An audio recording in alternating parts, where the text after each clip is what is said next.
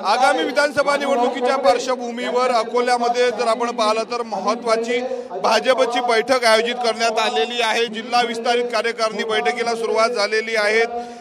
उपमुख्यमंत्री देवेंद्र फडणवीस असतील, त्यानंतर भाजप प्रदेशाध्यक्ष चंद्रशेखर बावनकुळे हे या बैठकीला मार्गदर्शन करणार आहेत। अत्यंत महत्त्वाची अशी जिल्हा कार्यकारिणीची बैठक जी आहे ती अकोल्यामध्ये पार पडत आहे। अकोला जिल्ह्यामध्ये जर आपण पाहिलं तर 5 विधानसभा मतदारसंघ आहे आणि या 5ही विधानसभा मतदारसंघासाठी ही महत्त्वाची बैठक पार पडते।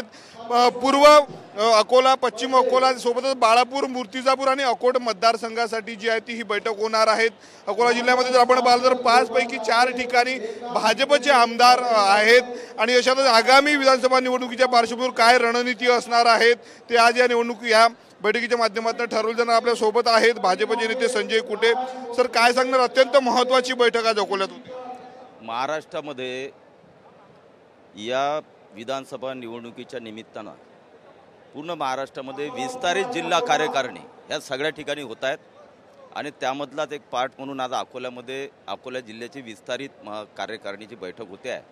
अतिशय आपण पाहिलं की अतिशय उत्साह हा कार्यकर्त्यांमध्ये आहे आणि त्याचं कारणही आहे की तिसऱ्या वेळेस पंतप्रधान नरेंद्रभाई मोदी हे पंतप्रधान झालेत आणि त्यानंतर येणाऱ्या निवडणुकीच्या दृष्टिकोनातून आमचे नेते आदरणीय देवेंद्रजी फडणवीस साहेब हे आज येत आहेत आणि आज मार्गदर्शन करून पुढच्या निवडणूक जिंकण्याची रणनीती जी आहे ती या विस्तारित कार्यकारिणी बैठकीत ठरवल्या जाणार। लोकसभा निवडणुकीमध्ये मोठा फटका महाराष्ट्र आणि विदर्भात देखील मोठा फटका भाजपला बसला, परंतु नागपूर असेल त्यानंतर अकोल्याची जागा भाजपला राखता आली। अत्यंत महत्त्वाची निवडणूक लोकसभेची, त्यानंतर आता विधानसभा निवडणूक त्या ठिकाणी तुमचे खासदार देखील निवडून आलेत।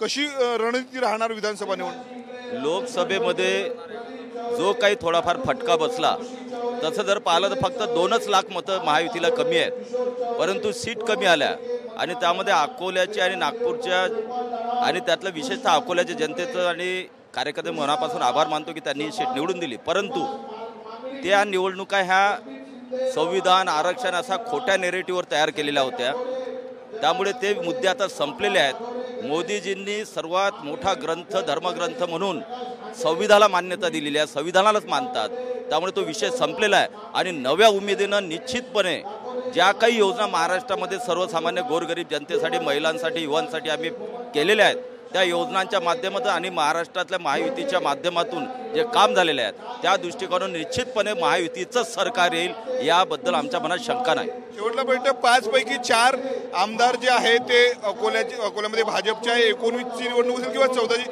आता किती जागा तुम्ही लढवणार आहेत अकोला जिल्ह्यात भाजपच्या वतीनं? भाजपच्या सिटिंग 4 MLA आहेत, त्यामुळे 4 जागा हे निश्चितपणे भारतीय जनता पार्टी लढवेल आणि 5वी जागा महायुतीचे नेते जे ठरवतील त्याप्रमाणे निर्णय घेतला जाईल। नक्कीच, तर भाजपचे 4 आमदार अकोला जिल्ह्यामध्ये आहेत, त्यामुळे 4ही ठिकाणी जे आहे ते भाजप या ठिकाणी निवडणूक लढवणार आहेत। उर्वरित एका ठिकाणी महायुती निर्णय घेतील, महायुतीचे नेते निर्णय घेतील अशी प्रतिक्रिया जी आहे ती आमदार संजय कुटे यांनी दिलेली आहे। कॅमेरामन अनिकेत दातोंडेसह मी स्वप्नील उमाप, TV9 मराठी, अकोला।